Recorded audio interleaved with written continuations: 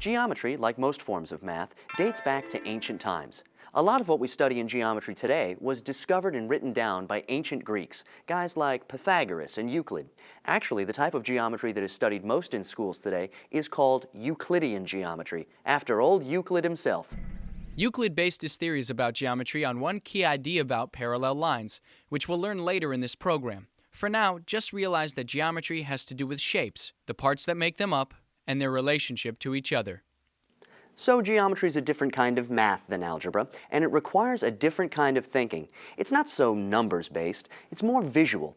To get you geared up for it, we're going to spend some time thinking about geometry. Section A, Thinking about Geometry. In geometry, we use two kinds of reasoning, inductive reasoning and deductive reasoning. We use inductive reasoning when we recognize patterns and make observations. Then, as we examine why these observations happen, we use deductive reasoning. Here's an example of inductive reasoning. Let's say that your friend picked you up in a red sports car this morning. And over the past few months, you've observed this same pattern. Every morning, your friend picks you up in a red sports car. So you guess that tomorrow morning, not only will your friend pick you up, but he'll be driving a red sports car, and not, say, an elephant or a van. We expect this because inductive reasoning leads us to expect the observed pattern, your friend in the red sports car, will continue. In geometry, we use inductive reasoning when we recognize details about different shapes and the parts that make them up. As we encounter different shapes over and over again, we'll see certain patterns begin to emerge. Recognizing those patterns is what inductive reasoning is all about.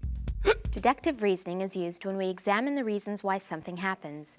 Deductive reasoning has been used by everyone from Sherlock Holmes to Batman. Don't worry, it's not just for crime fighters. We all use deductive reasoning when we check out our inductive observations. We'll use logic and previously accepted or proven facts, because we can't accept an observation as true until it's been proven.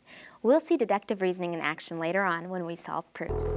While inductive reasoning leads us to anticipate that your friend will pick you up in a red sports car, we could only prove that he'll pick you up with deductive reasoning. We'd have to know that he left his house on time, he remembered where he'd parked his car started, he remembered how to get to your house, and you were waiting at the door, plus a bunch of other things. The point is, with deductive reasoning, we examine what leads up to the observation. Now that we have an idea of how to approach thinking about geometry, we can begin speaking the language of geometry. Section B, Points, Lines, Planes, and Space. What are space, planes, and what? Points, lines, planes, and space are the building blocks of geometry. Why? Well, geometry is a visual math. We're going to be seeing a lot of different shapes and looking at how they're put together. Then we'll look at the relationships between the parts of one shape and another. It's really kind of cool. It's not all equation-y like algebra. And it doesn't include gerunds and Ethan Frome like English. So let's get started with the basics. In geometry, it doesn't get much more basic than a point. A point is represented by a dot. It has no length, width, or self-esteem. It's just a placeholder, really. We usually name a point with a capital letter, such as B, C, or X. A line in geometry has no width, but its length extends infinitely in two directions. Usually, we name a line with a lowercase italic letter L, or by naming 2 points on the line and topping them with a 2-arrowed symbol. Collinear points are points which lie on one line, such as A, B, C, D, and S, T, U. A ray is a lot like a line, except it begins at one point and extends infinitely in one direction from that point, like this single ray from the sun. As we see, ray AB begins at point A and goes through point B without ever ending or getting thirsty. We write ray AB as AB with a single arrowed line on top. A segment is the part of a line or ray that is between 2 points. Here, segment TE begins at point T and ends at point E. We write segment TE as TE with a solid line above it. In ray AB and segment TE, A, T, and E are the endpoints. So a ray has one endpoint and a segment has 2 endpoints. By the way, a line doesn't have any endpoints. It just goes on forever, like True Love and Seinfeld reruns. Okay, that's a lot of different ways to talk about lines and stuff. Now that we know all that, let's talk about ways to split them up. First, there's betweenness. We say that point R is between points T and E only if T, E, and R all lie on the same line, and together TR and RE equal TE. So let's say that the measure of segment TR equals 5 inches, and the measure of segment RE equals 3 inches. Then TE equals 8 inches. That's really just a complicated way of showing that R is between T and E. A midpoint is the exact middle of a segment. Not a little to the right or a little to the left, the exact middle. O is the midpoint of segment TE. When a line, ray, segment, or plane, which we'll define in a minute, crosses a segment at its midpoint, it's said to bisect the segment. Not dissect, but bisect. Let's note 2 things. 1, lines and rays cannot have midpoints because they're infinitely long. And because they're infinite, there can't be a middle. 2, when a segment is bisected, its halves are what we call congruent. The terms congruent and equal are very important in geometry. We use them in similar but different ways. So now, let's distinguish between their usage. Let's say that segment TE is 2 meters. It has a midpoint, O. So its 2 halves, segments TO and OE, have the same length, 1 meter. To put this in terms of geometry, we'll say that the lengths of segments TO and segment OE are equal. 1 meter equals 1 meter. However, the segments themselves, not their measurements, are congruent. Segment TO is congruent to segment OE. This symbol means congruent. Congruence is very important in geometry. Not only can the measurements of segments be congruent, but so can the measurements of angles, triangles, and other polygons we'll talk about later. We've covered all the basic line definitions that we'll need, so let's move on to planes and space. When I say planes and space, it's nothing like the space shuttle or some sort of star chariot. Oh no, we'll be talking about something different when we refer to planes and space. Think of a flat surface like this tabletop and imagine extending it infinitely in all directions. This is a plane, which we'll label with a capital letter P. All the stuff we've talked about so far, points, lines, rays, and segments, all exist in a plane somewhere. Remember collinear points? Well, now we have coplanar points. These are points that lie in the same plane. Points A, B, C, D, and E are all coplanar points in plane P. Coplanar lines are, as you'd expect, lines that are on the same plane. Here's an example of 2 coplanar lines, line L and line M, that extend infinitely without crossing. These are parallel lines. This is how we write line L is parallel to line M. If lines aren't parallel, they cross and are called intersecting lines. The one point at which they cross is called the point of intersection. There's no special notation for intersecting lines. Now let's talk about space. Space is a set of all points in 3 dimensions. We experience space every day. It's all around us. We're in it right now. It's here, here, even here, possibly even over there. Now, points, lines, rays, and planes all exist in space. Here are 2 lines in space that'll never intersect. Notice also that they're not parallel. We call these lines that never touch skew lines. Notice that lines in space which are not coplanar will never meet. So if lines meet, they must be in the same plane. Likewise, parallel lines are always coplanar. So let's review our definitions. A point has no length or width. A ray begins at one point and extends infinitely in one direction. A line extends infinitely in both directions. A segment is the part of a line or ray between 2 points. A midpoint is the exact middle of a segment. When a line segment, ray, or plane crosses a segment at its midpoint, it's said to bisect the segment. A plane is a flat surface that extends infinitely in all directions. 2 lines on the same plane are called coplanar.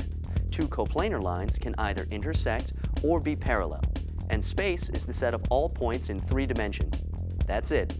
Now that we have our basic definitions down, let's move up to the next level. Section C, Postulates and Theorems. The words postulate and theorem may be new terms to you, but don't worry, they're really simple to keep straight. A postulate is an assumption we'll accept without proof. On the other hand, a theorem is a statement we can prove with the help of the postulates and the definitions we talked about earlier, plus some basic things from algebra. There's one more thing you need to know before we talk about postulates and theorems, and that's the word unique. If we say there's a unique line, or plane, or ray, or point, or segment, or anything, we don't mean that it's unusual or kind of quirky. We mean that it's the one and only line, or plane, or ray, or segment, or anything in existence that meets the given specifications. You'll see what we mean. Okay, now it's time for the postulates. To get started in geometry, we need to accept some basic assumptions that we'll base the rest of our work on.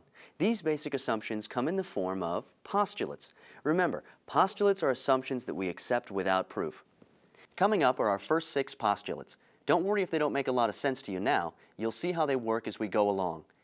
A line consists of at least 2 points. Postulate. A plane consists of at least 3 non-collinear points. Postulate. 4 points not all in one plane are the minimum number of points needed to determine space. Postulate. There is one and only one line through any 2 points. Postulate. There are an infinite number of planes through any 2 points. But there is only one, that is, a unique plane through any 3 non-collinear points. Postulate. When 2 planes intersect, they intersect in a line, like the intersection of these 2 planes here. Now that we have some postulates to draw upon, we can use them as we begin to explore theorems. Now, what are theorems? Theorems are statements we use in geometry that can be proven with postulates, definitions, and other properties we'll see later. All of the following theorems can be proved using the postulates we just gave you. Don't worry if they seem confusing now. You'll get the hang of it as we go along. If 2 lines intersect, then they intersect at a unique point. Theorem. If 2 lines intersect, then there's a unique plane that contains them. Theorem. If a plane and a line not on that plane intersect, then their intersection is a single point. Theorem. Every segment has exactly 1 midpoint. Theorem. There's a unique plane containing a line and a point which is not on that line. I've gotcha. So I've got a line over here and a point over here. So there's only one plane going through them both. That's right, Tiger. Now, just as you think you're beginning to get this geometry stuff down, we've got to throw another curve at you. But don't get mad at us, get mad at Euclid. Anyway, here's the deal. Each of these theorems can be stated in 4 different ways. To understand this, let's look at an example. Let's take the statement, if I'm good, then I hold the monkey. This is called an if-then statement, just like our theorems are, if P, then Q. The if part, or P, is, if I am good. The then part, or Q, is, then I hold the monkey. If I am good, then I hold the monkey. This is the statement in statement form. If we reverse our statement, if Q, then P, we get, if I hold the monkey, then I'm good. This is called the converse. We can also negate our statement. If not P, then not Q. If I'm not good, then I won't hold the monkey. This is called the inverse. We can even reverse and negate our statement. If not Q, then not P. If I don't hold the monkey, then I'm not good. This is called the contrapositive. Now, let's see how all this applies to theorems. Here are the 4 ways theorems can be stated in if-then statements. There's the statement, which is the form the theorems we just went over were given in. There's also the converse, the inverse, and the contrapositive. Let's take a look at the statement and the converse of one of the theorems we just went over. Here's our statement in the good old if-then form. You know, if P, then Q. If 2 lines intersect, then they intersect at a unique point. If we take our statement in if P then Q form and reverse it to if Q then P, this gives us the converse. The converse is, if 2 lines have a unique point in common, then they intersect. So that's the statement and its converse. Later on, we'll prove theorems by proving, step by step, the statement and its converse. We won't go over the inverse and the contrapositive now, because if the statement is true, the contrapositive is also logically true. Likewise, if the converse is true, the inverse is also logically true. This all seems more confusing than it really is. Just know that there are 4 ways to state theorems, and also that when the statement and its converse are true, all 4 statements are true. When all 4 of the if-then statements, the statement, the converse, the inverse, and the contrapositive are true, they're especially strong. We can unite their forces to create a big superstatement. This superstatement is known as the biconditional statement. A biconditional statement has the form P if and only if Q. So the biconditional of if two lines intersect, then they intersect at a unique point is two lines intersect if and only if they intersect at a unique point. And when we say it and prove it, it means that all 4 variations of the theorem are true. As we prove theorems in the if and only if form, the biconditional form, we'll prove the statement and its converse. We won't need to prove the contrapositive and the inverse because they'll be true if the statement and converse are true. All right, we'll get to more if and only if statements when we prove theorems later. Before we move on, let's make sure we've got the basics. A postulate is a fundamental assumption that can't be proven but we accept as true. A theorem is a statement that can be proven with postulates, definitions, and other information we'll talk about later. There are 4 different if-then statements: the statement, the converse, the inverse, and the contrapositive. We can form an if and only if statement when all of these are true. We'll prove the statement and the converse as we show the validity of theorems. Quiz 1.